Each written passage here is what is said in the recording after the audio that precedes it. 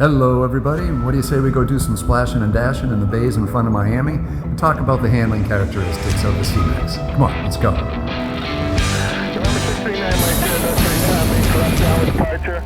Runway 20 left, clear takeoff, craft on a mile and a half final. Clear for takeoff, 28 left, pull up down with departure.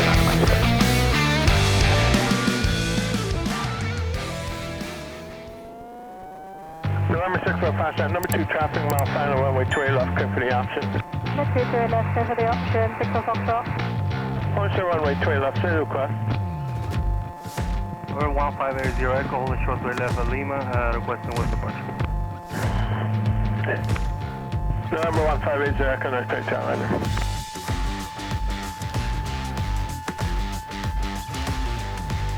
Traffic.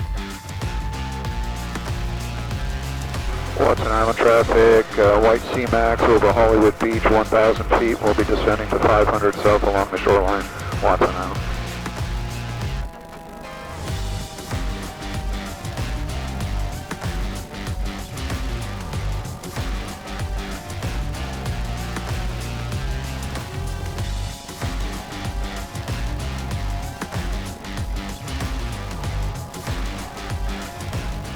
So everybody, if you're interested in a Seamax, there's a few out there to be had, but thought this would be a good opportunity to kind of key in a little bit on the flying and handling characteristics of the airplane. Now with a 100 horsepower 912 ULS engine in it and a max takeoff weight of 1,320 pounds, mine has an empty weight of 830, so I've got a 490 pound useful load. But with temperatures in the low to mid 80s, and at gross weight with a slight breeze off the nose for takeoff, off the ground you'll be flying in 500 to 600 feet. And you can get a climb rate of about 700 feet a minute. I cruise climb at 5,200 RPMs and 75 knots, and I get about 500 to 600 feet per minute there. The interesting aspects of the Seamax and some other hulled seaplanes of the ilk, like Sea Rays and the like, they have all their center of gravity and center of mass together, meaning that, you know, the weight of the engine, passengers, fuel, all of the, you know, major components of the aircraft and cabin have all the weight concentrated near the center of gravity. Okay, so you ask, what difference does that make? Well, that's like having the people on a seesaw sitting right at the fulcrum point rather than out at the ends. Seesaw in that condition is much easier to move. Same thing happens in the Seamax. It can be very easily disturbed because there's no moment of inertia from those large masses further out away from the center of gravity to keep you stable. What does that mean? Well, in pitch, roll, and yaw, it's an airplane you're always flying. It's not really a hands-off machine. You can take your hands off. The airplane will fly just fine, but it's gonna, if you look, it's gonna hunt around a little bit in the sky, up, down, left, right, and yaw around a bit. Because it's got a very light wing loading, big wing, light wing loading. As a result, it's easy to disturb in flight. What's good about the light wing loading, though, is that you can get awfully slow and you can get up out of the water really nicely, too. And it makes efficient cruise as well. Cruise around at 51, 5,200 RPMs, just shy of 90 knots, burning 4.6 gallons an hour or so, 4.7 gallons an hour, so not too bad. This aircraft is also a rudder-intensive airplane. Because you're blowing air over your tail feathers all the time. Anytime you make power changes or the aircraft yaws or rolls, or pitches with regards to either your own control inputs or turbulence or winds, makes you perform slight corrections on the rudders in particular. Flies very much like a glider with this big wing on it. A lot of adverse yaw, so when you do go into turns, you need to lead with rudder. As an example, if you're looking out ahead here as we're heading towards Miami, if I roll to the left with no rudder input first, watch where the nose goes. Off to the right. If I roll to the right, where does it go? Off to the left. So to counteract that, if you're going to turn the airplane to the right this time, lead with some right rudder and the aileron, and you have a nice coordinated turn. Doesn't take a lot, but it requires deliberateness. Back to the left, same thing. Left rudder and left aileron, and then back to center.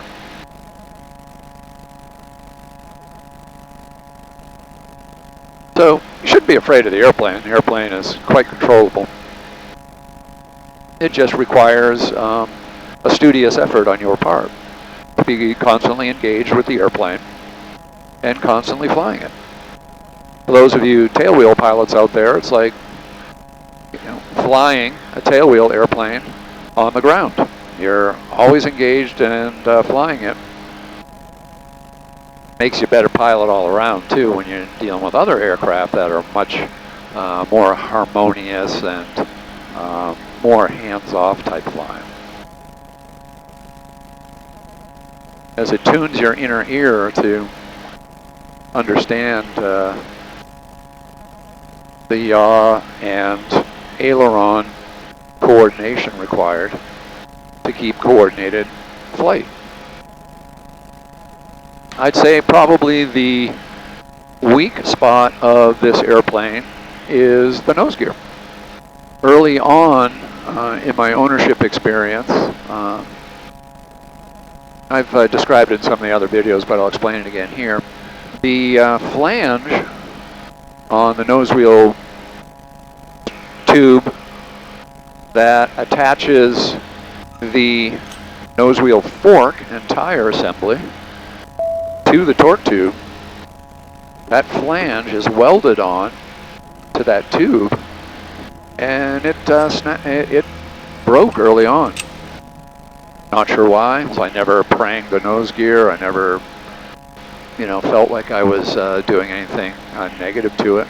Never had any shimmies or anything like that, but I discovered it in a walk around and had that fixed. It was a simple fix, but since then I've been really, really delicate with the nose wheel. And if you watch me in videos, you'll see on takeoff and on landing. On takeoff, I have the stick all the way aft and get the nose off the ground as quickly as possible to keep the stress and energy off the nose gear. And when I'm landing, I hold that nose gear off as long as I possibly can with aerodynamic forces before I let it make contact with the ground. And that again cuts down on the wear and tear. That's important because I don't want to have to replace that part again. I find the nose gear too is where I replace bearings more often, but that's a simple thing and it's very inexpensive.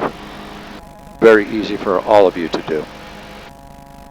This being the type of flying airplane that I described to you is also pretty nimble. It's got large ailerons on it, so the roll rate is pretty good, very responsive. The pitch control is a stabulator, so it's a full flying stabulator. So a lot of authority there at cruise speeds in particular, because you need that authority at slow speeds when you're on approach and landing or for takeoff. And the rudder is adequate. I wish it had a larger vertical stabilizer and rudder. It's okay nonetheless. All right. I'm going to come in here for a landing around Flagler Island again. Just going to check the area one more time. Trying to be a good neighbor here. Staying up at altitude. Checking for sea conditions and obstructions and items that might be detrimental to the hull. Looks pretty clear once we get past that boat. Alright. Now close our vents. Cut down on the water intrusion. Make sure our gear's up, fuel pump's on. Water rudder's up. I'm going to close one fuel valve. And so if I do stay on the water, all the fuel won't go from one side to the other.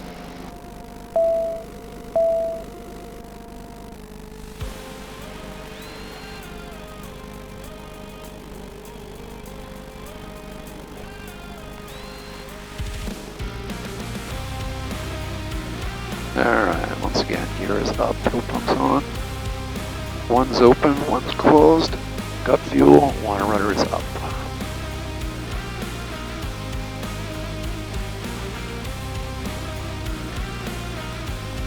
Just gonna come around the corner a little bit. Get realigned with the wind over here.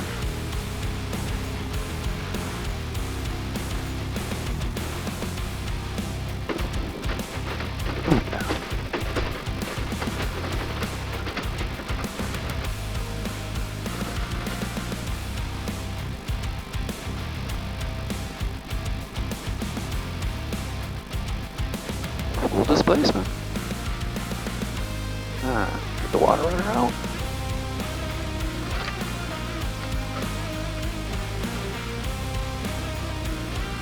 Feel the hydraulic pressure against the rudders.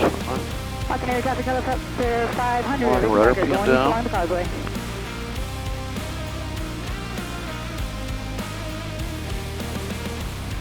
Just gonna back up some more.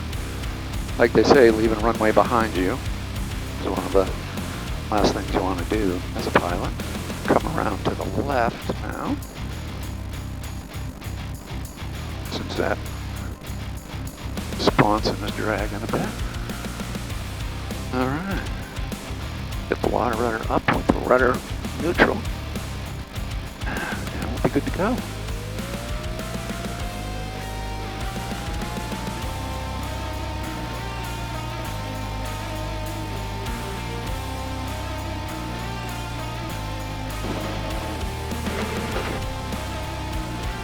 And we'll be flying.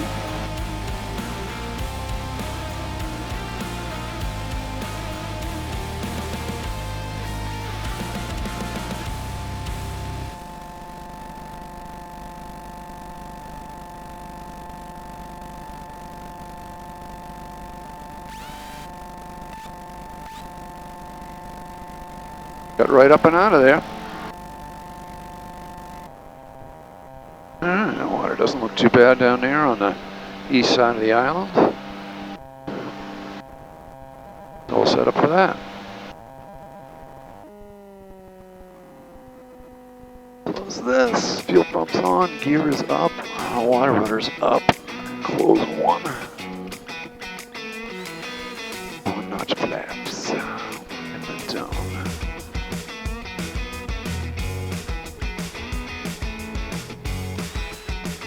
Notch flaps on the base. This looks like where the wind's at right here. Yep. The surface. Down close. Flatten out. We're on.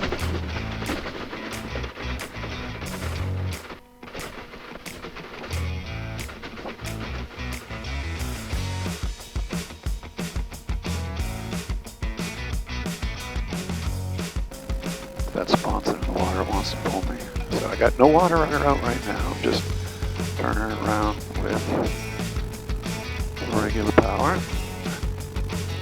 So alright, trim set, Flaps are set. Gears up, pumps on. We got one open. Spin around to the left.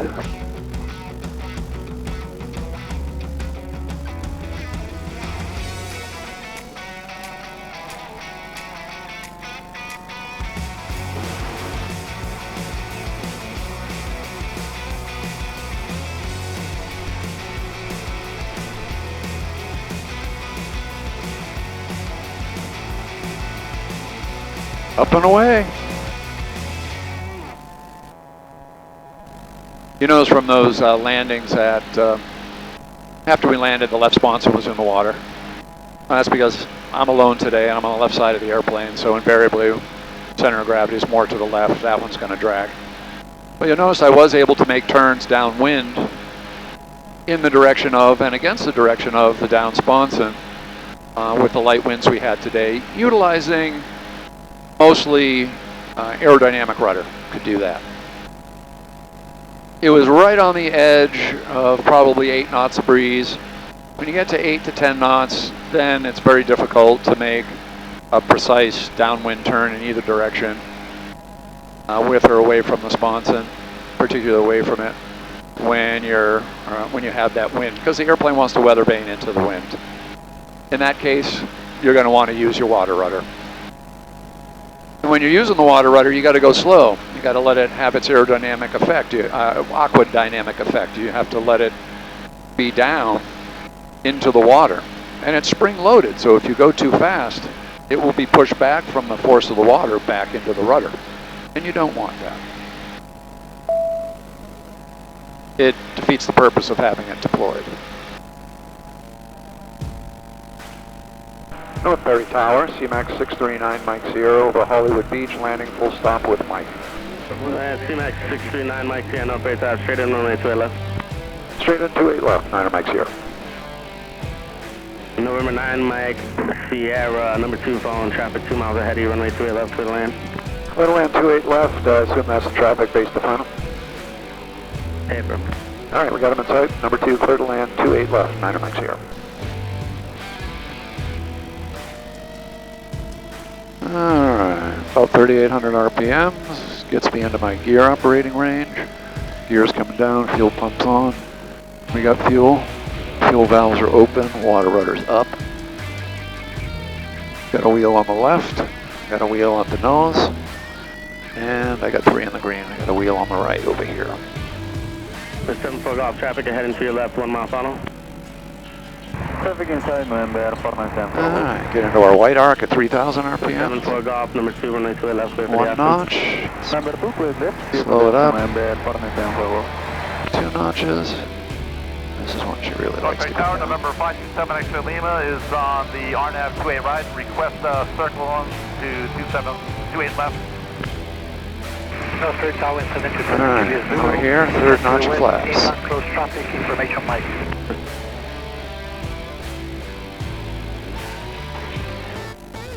Oh, we're down.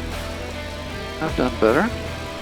Sticks all the way back, doing some aerodynamic braking, getting some physical braking in. We'll get off the runway here, let other people come and do their thing. Alright. Always slow, again with the turns, baby in that nose gear. Lima 2 easily. Alright. I'm clear. I'll stay off of Lima. Get our lights off. Fuel pump off. Get our flaps up. And get our canopy open so we don't swelter ourselves to death. Mike Sierra, what kind of aircraft is that? It's called a Seamax. It's designated as Sierra Mike Alpha X-ray, and it's a light sport amphibian. Very cool. Comes out of Brazil. Yeah, it's a ton of fun. 2-seater or 1-seater? 2-seat. Cool. A-firm. Check us out at YouTube, the Flip Flop Flyers. Flyers with an I-E-R-S. We'll go. That's a on ground. I was quoting with Miami. Second, please. November 527 X-ray Lima is on. One of the things you're going to learn when you get an airplane or you learn how to fly, it's a social experience. always friends, hangar mates around. So be psyched about that. It's fun. Good people in aviation. Really good people. Hold short, 28 left. Okay, so there you have it. We hope you learned a little something more about the Seamax and enjoyed the ride around Miami. Thanks for watching, and come see us again soon. Cheers.